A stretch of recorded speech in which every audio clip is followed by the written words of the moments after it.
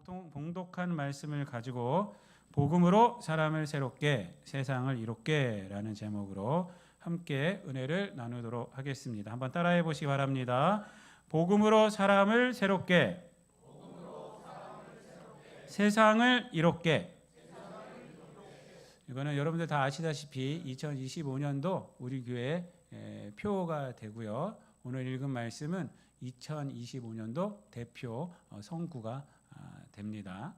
사실 오늘 현수막을 해야 되는데 이때 현수막이 굉장히 많이 밀려요. 그래서 아예 닫아놨더라고요. 주문하는 걸 닫아놓고 그래서 어저께 보니까 열어놨어요. 너무 주문이 많아서 3일치가 밀려 있다고 닫아놨다가 어저께부터 다시 주문을 받아서 다음 주면은 복음으로 사람을 새롭게 세상을 이롭게라는 현수막이 아마 여기 붙어 있을 것입니다. 꿈이 있는 사람은 언제나 젊다라는 말이 있습니다. 이런 말 들어보셨어요? 뭐 평범한 얘기입니다. 꿈이 있는 사람은 언제나 젊다. 그래서 꿈이 없는 애들은요, 애들이지만 노인네예요. 여러분, 애들 꿈이 없으면 노인네예요. 근데 꿈이 있는 분들은 아무리 연세가 많아도 젊습니다. 우리가 나이가 많이 들어도 100세가 들어도 우리 꿈이 있는 거예요. 무슨 꿈이 있어요? 이제 그때는 하나님 만나는 꿈이 있는 거예요. 예수님 만나는 꿈이 있는 거예요. 늘 그래서 마음이 소망으로 넘치는 겁니다. 여러분, 꿈이 있는 사람은 이 세상 살아갈 때 젊냐면요, 이유는 다른 데 있지 않습니다. 꿈을 위해서 열심히 살아가기 때문에 그렇습니다. 그래서 꿈이 있는 사람들은요, 자기를 인내도 잘하고요, 그리고 또 참기도 잘하고 절제도 잘합니다. 공부하는 애들도 이렇게 보면요, 뭐 내가 어디 대학 들어가겠다 하면요, 그 대학 들어가기 위해서 놀지 않아요. 애들 놀 때 자기는 그게 꿈이니까. 노는 게 잘못됐다는 것이 아닙니다. 노는 게 또 꿈이에요. 그쪽으로 해서 하려면 또 그렇게 꿈을 가는 거니까. 근데 여러 가지 이제 자기 꿈을 위해서는 하여튼 절제를 하는 거예요. 절제를 하면서 인내도 하고 이러면서 이렇게 살아갑니다. 그래서 그 아이는요, 굉장히 이 꿈 때문에 안에서 엔돌핀도 나오고 그 꿈을 이루는 건 늘 상상하면서 살아가기 때문에 여러분 젊어지는 겁니다. 여러분, 사도 바울이요, 꿈이 있었어요. 사도 바울은 늘 꿈이 있었습니다. 근데 그 꿈은 뭐냐면 사람을 새롭게 하고 세상을 이롭게 하는 것이 그의 꿈이었습니다.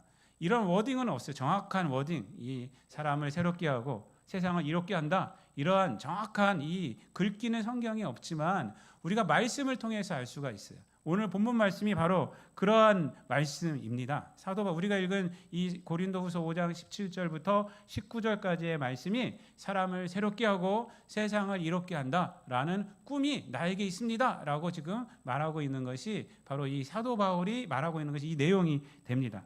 우리가 읽은 이 본문의 배경은 뭐냐면 사도 바울이 자기의 사도직에 대해서 설명을 하는 거예요. 내가 이러한 사명을 갖고 있다라는 것, 내가 그래서 사도다라는 것을 설명을 하는 것입니다.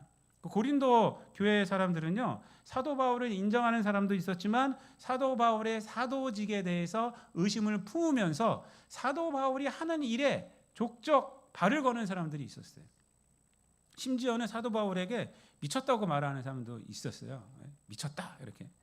그런데 이 미쳤다는 것은 사도 바울이 머리가 돌았다 이런 말이 아니라 사도 바울이 하는 일에 대해서 다 폄훼하고 평가절하시킨다는 거예요. 쟤는 사도가 아니기 때문에 제가 하는 말은 다 우리가 안 들어도 돼라고 평가절하를 하고 있는 사람들이 있었다는 것입니다. 13절 말씀에 보면은 이렇게 말씀을 하고 있어요. 우리가 많이 미쳤어도 하나님을 위한 것이요 정신이 온전하여도 너희를 위한 것이다 라고 말하고 있어요. 누가 하는 말이에요? 사도 바울이 하는 소리예요. 사도 바울이 고린도 교회에 하는 소리예요.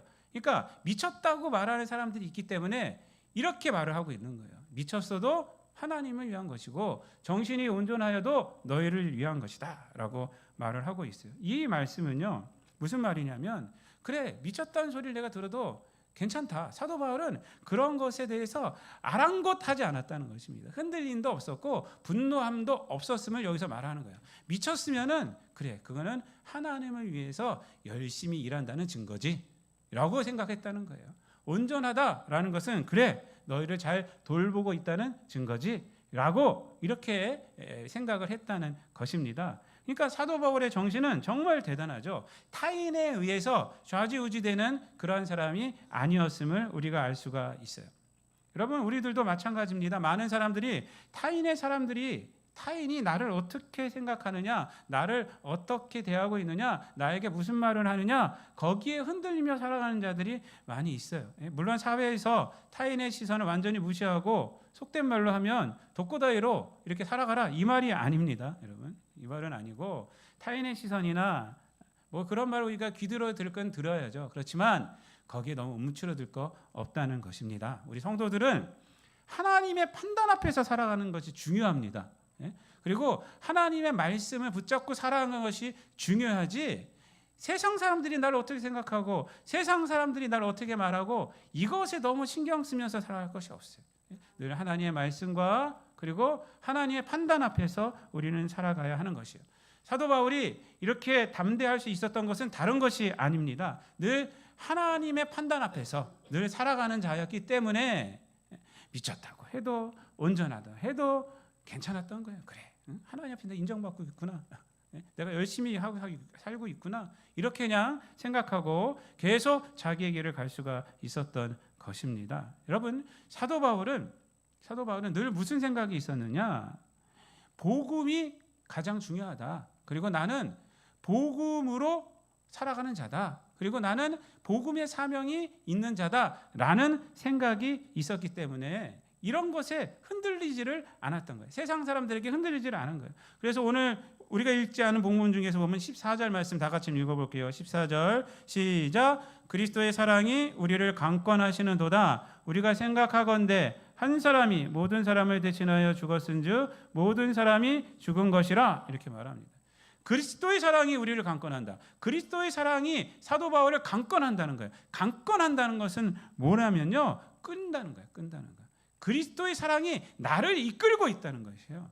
나를 이끄는 것은 뭐냐? 내 인생을 이끄는 것은 뭐냐? 하나님의 사랑이다. 예수님의 사랑이다. 늘 그렇게 생각을 했어요. 그러니까 외부의 시선에 아랑곳하지 않을 수가 있는 거예요. 하나님의 사랑이 나를 이끌고 있다라고 생각하기 때문에. 여러분, 그리고 나서 이렇게 얘기합니다. 15절 말씀에 보면은 이렇게 말을 해요. 사도 바울은 이제는 나를 위해서 사는 자가 아니다. 나는 15절 말씀 다 같이 읽어볼게요. 시작. 그가 모든 사람을 대신하여 죽으심은 살아있는 자들로 하여금 다시는 그들 자신을 위하여 살지 않고 오직 그들을 대신하여 죽었다가 다시 살아나신 이를 위하여 살게 하려 함이라, 이렇게 말씀을 하고 있습니다. 그러니까 사도 바울은 하나님의 사랑에 이끌림 받는 자예요. 그렇기 때문에 나는 이제 나를 위해서 살아가는 자가 아니라 하나님의 사랑을 위해서, 하나님을 위해서, 예수님을 위해서 살아가는 자다라고 이렇게 늘 생각을 하고 있었습니다. 이 생각으로 인해서 늘 이 사도 바울의 꿈은 뭐냐면 사람을 새롭게 하는 것이고 세상을 이롭게 하는 거였어요. 그래서 그 다음 말씀이 이 17절 말씀이 굉장히 중요하죠. 17절 말씀이 뭐냐면 사람을 새롭게 하겠다 이 말이에요. 복음은 사람을 새롭게 하는 능력이 있다, 이것을 선포하고 있는 겁니다. 17절 말씀 다 같이 읽어볼게요. 시작. 그런즉 누구든지 그리스도 안에 있으면 새로운 피조물이라. 이전 것은 지나갔으니 보라 새 것이 되었도다. 아멘. 사도 바울은요, 다른 사람이 나를 어떻게 생각하든 이런 거 신경 안 썼어요. 뭐만 생각했느냐, 복음은 그 사람을 변화시킬 수 있다. 복음은 나를 욕하는 그 사람도 새롭게 할 수 있다는 거예요. 여러분, 이 본문 말씀이 얼마나 중요합니까? 그리스도 안에 있으면 새로운 피조물이라는 거예요. 피조물이 뭐예요? 창조물이라는 거예요. 창조물. 그러니까 예수 안에로 우리가 들어오면 우리의 과거를 하나님 문제 안 삼는다는 거예요. 새로운 사람으로 받아들인다는 것입니다. 그리스도 안에 있으면 우리는 그렇게 변화된다는 것입니다. 그래서 이전 것은 지나갔으니 보라 새 것이 되었도다 라고 말하는 거예요. 저와 여러분은 새 것이 됐습니다. 믿습니까? 복음은 누구든지 새 것이 되게 하십니다. 믿습니까? 사도 바울은 이것만 생각했어요. 복음의 능력. 저 사람이 저렇게 하는 것은 복음이 안 들어가서 그래. 복음만 들어가면 되는 거야. 여러분, 예수 안에 있으면 과거가 문제가 되지 않고 이 땅 가운데서 주의 은혜 가운데서 새롭게 다시 인생을 세우며 살아갈 수가 있다는 것입니다. 우리 성도들도 이뤄야 합니다. 복음은 사람들을 새롭게 할 수 있습니다. 복음은 사람을 변화시킵니다. 복음은 다른 사람들로 하여금 다른 인생, 지금까지 인생이 아니라 다른 인생, 바른 인생을 살아갈 수 있게 하는 것입니다. 복음은 그런 능력이 있어요. 그리고 우리는 그 능력을 늘 생각해야 한다는 거예요. 성도들은 그래서 복음의 사람이 되어야 합니다. 복음이 나를 통해서 세상에 선포될 수 있게 해야 하는 것입니다. 사도 바울처럼 그리스도의 사랑에 이끌려서 복음을 사람들에게 선포하는 자가 되어야 한다는 것입니다. 또한 사도 바울은 그 다음에 뭐라고 그랬어요? 세상을 이롭게, 세상을 이롭게 하는 그러한 말씀을 갖고 늘 살아가는 자였어요. 이게 이제 사명이죠, 사명. 18절 19절 말씀에 보면은 이렇게 말을 하고 있습니다. 18절 말씀 보면은 모든 것이 하나님께로서 났으며 그가 그리스도로 말미암아 우리를 자기와 화목하게 하시고 또 우리에게 화목하게 하는 직분을 주셨으니라고 말해요. 화목하게 하는 직분을 주셨다. 그러니까 사도 바울이 그 직분을 갖고 있다는 거예요. 누구를? 세상을 화목하게 하는 거. 화목하게 한다는 게 뭐냐면 이롭게 한다는 거죠. 하나님과 하나가 되게 하는 거. 이게 가장 이로운 거 아닙니까? 그리고 19절 말씀에서 이렇게 말을 하고 있어요. 19절 다 같이 읽습니다. 시작. 곧 하나님께서 그리스도 안에 계시사 세상을 자기와 화목하게 하시며 그들의 죄를 그들에게 돌리지 아니하시고 화목하게 하는 말씀을 우리에게 부탁하셨느니라. 아멘. 여러분, 뭐라고 그래요? 마지막에 하나님이 자기에게 부탁하셨대요. 어떤 것을? 세상을 화목하게 하라고. 세상을 화목하게 하라고 하나님께서 자기에게 부탁하셨대요. 늘 이러한 소명으로 살아가는 자가 누구였냐? 사도 바울이에요. 그러니까 나는 세상을 이롭게 하는 자가 돼야 돼. 그게 누가 준 거예요? 하나님께서 부탁하셨다는 거예요. 하나님께서 여러분들에게 부탁하신 거예요. 그게 세상을 이롭게 하는 자가 되어야 해라고 이렇게 부탁하신 겁니다. 그걸 믿으시길 바랍니다. 여러분, 사도 바울은요, 복음을 전하면서 사람들에게 끊임없이 핍박을 당하고 끊임없이 많은 어려움을 당했던 자가 바로 이 사도 바울입니다. 고린도후서 11장 보세요. 뒤에 있으니까 우리 고린도후서 보고 있으니까 11장 23절부터 27절까지 한번 다 같이 한번 읽어볼게요. 이게 사도 바울이 당한 거예요. 23절부터 27절까지 다 읽습니다. 고린도후서 11장 23절 시작. 그들이 그리스도의 일꾼이냐 정신없는 말을 하거니와 나는 더욱 그러하도다. 내가 수고를 넘치도록 하고 옥에 갇히기도 더 많이 하고 매도 수없이 맞고 여러 번 죽을 뻔하였으니 유대인들에게 40에서 하나 감한매를 5번 맞았으며 3번 태장으로 맞고 1번 돌로 맞고 3번 파선하고 일주야를 깊은 바다에서 지냈으며 여러 번 여행하면서 강의 위협과 강도의 위험과 동족의 위험과 이방인의 위험과 시내의 위험과 광야의 위험과 바다의 위험과 거짓 형제 중에 위험을 당하고 또 수고하며 애쓰고 여러 번 자지 못하고 줄이며 목마르고 여러 번 굶고 춥고 헐벗었노라. 아멘. 여러분, 아멘을 해야 될지 어떻게 해야 될지 모르겠지만 이 정도예요. 여러분. 근데 사도 바울이 이런 고난 때문에 흔들렸느냐? 흔들리지 않다는 거예요. 하나도 흔들리지 않았다는 거예요. 끔찍하지 않습니까? 이 정도 되면 나는 안 할래. 주의 일 안 할래. 저 같으면 그럴 것 같아요. 하나님, 이제 딴 사람 시키시죠. 이제 저는 뭐 한두 번 했으니까 이제 그만하겠습니다. 사도 바울은요, 뭐라고 말하는지 아세요? 28절 말씀 한번 읽어보겠습니다. 28절 시작. 이 외의 일은 고사하고 아직도 날마다 내 속에 눌리는 일이 있으니 곧 모든 교회를 위하여 염려하는 것이라. 아멘. 이 일은 고사하고. 무슨 말이에요? 이런 일들 때문에 자기는 뭐 그렇지 괜찮다는 거예요. 뭐가 자기에게 가장 큰 고민이냐면 교회가 모든 교회를 염려하는 거. 이게 자기에겐 가장 큰 고민이라는 거예요. 자기가 핍박당하고 뭐 어려움 당하고 했던 것이 고민이 아니라 그런 것이 고민이 아니라 교회가 든든히 서야 되는데, 예담교회가 든든히 서야 되는데, 예담교회 성도님들이 든든히 서야 되는데, 고린도 교회가 든든히 서야 되는데, 이게 늘 자기에게 눌리는 거예요. 자기가 핍박당하는 것이 눌리는 것이 아니라, 그 힘들긴 하겠죠. 근데 그것이 아니었습니다.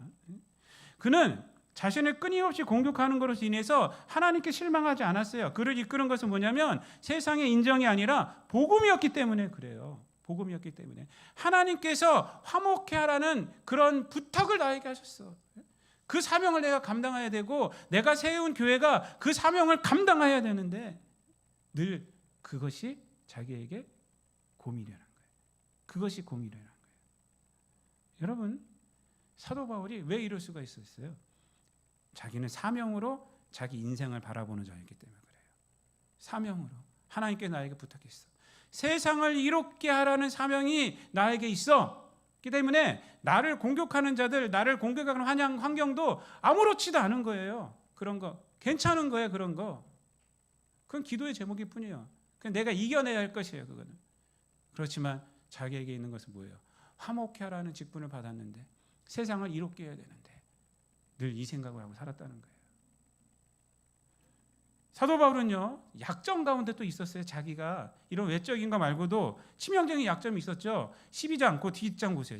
뒷장에 보면은 사도 바울은 치명적인 병이 있었어요. 성서학자들은 간질이라고 그래요. 간질, 안질이라고 하는 사람도 있어요. 근데 간질이라고 보통 말합니다. 간질, 발작이 막 일어나는 거. 그러니까 하나님 앞에 3번이나 기도했다고 말을 하고 있습니다. 이렇게 말하고 있어요. 8절 말씀에 보면은 이것이 내게서 떠나가게 하기 위하여 내가 3번 주께 간구하였도다 라고 말하고 있어요. 그러니까 주의 복음을 전하러 이렇게 다니는데 이런 핍박도 힘든데 자기 안에 있는 이 병은 어떻게 해요? 막 전하다가 간질 발작이 일어나면 어떡합니까? 그러니까 하나님 이것을 좀 고쳐주세요 라고 3번 간구했다는 거예요. 내 안에 있는 그런 연약함. 근데 하나님께서 응답을 했어요? 안 했어요? 했어요. 뭐라고 했어요? 안 고쳐주겠다. 그랬어요. 안 고쳐주겠다. 안 고쳐주겠다. 그 응답이 뭐냐면 9절 말씀입니다. 12장 9절 다 같이 있습니다. 시작. 나에게 이르시기를 내 은혜가 내게 족하도다. 이는 내 능력이 약한 데서 온전하여 짐이라 하신지라. 그러므로 도리어 크게 기뻐함으로 나의 여러 약한 것들에 대하여 자랑하리니 이는 그리스도의 능력이 내게 머물게 하려 함이라. 아멘. 대단하지 않습니까? 안 고쳐준대요. 안 고쳐준대요. 근데 사도 바울이 뭐라고 해요? 그 응답으로 받았어요. 그리고 어떻게 해요? 기뻐했다고 그래요. 왜 기뻐했어요? 하나님의 능력이 내 약한 것에서, 내 병든 곳에서 하나님의 능력이 역사하고 있구나. 하나님의 능력이 역사하면 됐지. 그 다음에 하는 말이 뭐예요? 이제는 내가 약한 것을 자랑한다. 그래요. 내가 약한 것을 자랑한다. 내가 실패한 것을 자랑한다. 이거예요. 내가 병든 것을 자랑한다. 여러분 이게 진정한 승리 아니겠습니까? 이게 진정한 승리 아니에요. 병에 삼키지 않고 그 안에서 하나님의 영광이 드러난다니까 그 영광을 붙들고 그것으로 내 약한 것을 자랑하는 거예요. 내가 실패한 것을 자랑하는 거예요. 여러분 그가 회복이 되었기 때문에가 아닙니다. 예수님이 나와 함께 하는구나. 그리고 그 예수가 드러나는구나. 여러분 사도 바울은 사람을 새롭게 세상을 이롭게 하는 소명으로 살아갔습니다. 이 소명으로 살아가기 때문에 이것이 꿈이었기 때문에 그는 강한 자가 되었고 넘어지지 않았고 사람들을 살리는 사람이 되었던 것입니다.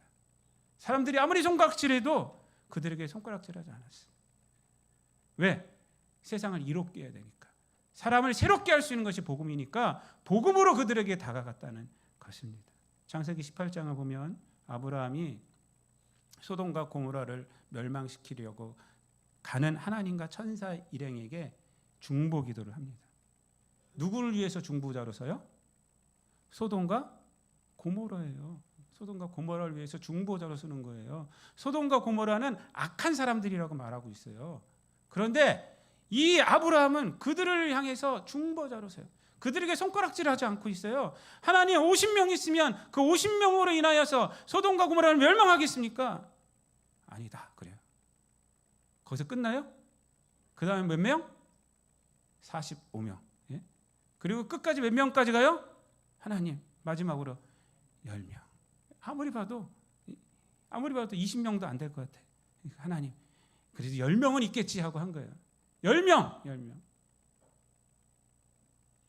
여러분 여기서 우리가 중요한 것은 뭐냐면 아브라함이 중보자로 섰다는 거예요.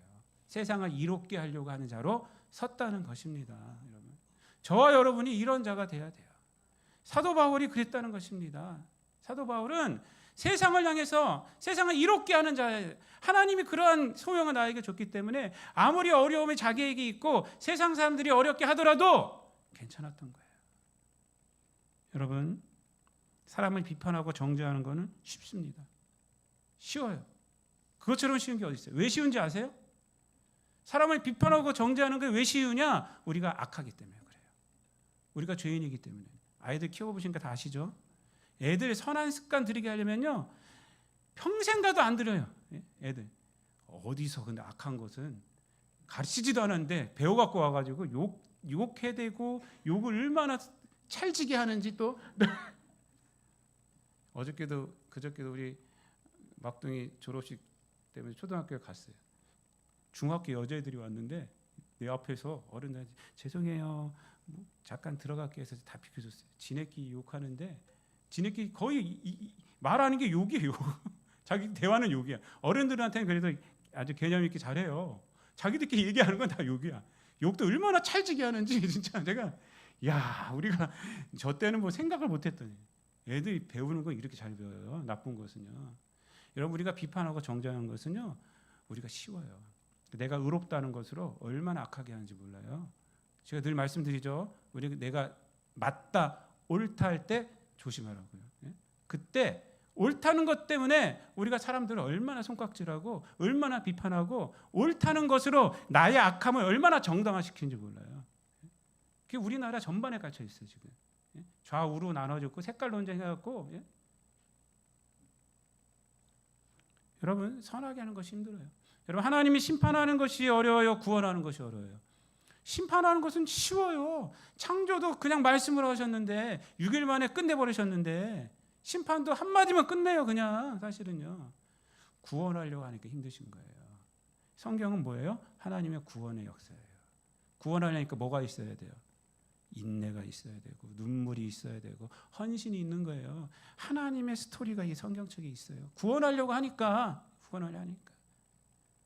여러분들도 마찬가지입니다. 소명으로 살아가면 왜 힘든지 아세요? 소명으로 살아가니까 힘든 거예요. 사람을 새롭게 하려고 하고 세상을 이롭게 하려고 하니까 그것이 힘든 거예요.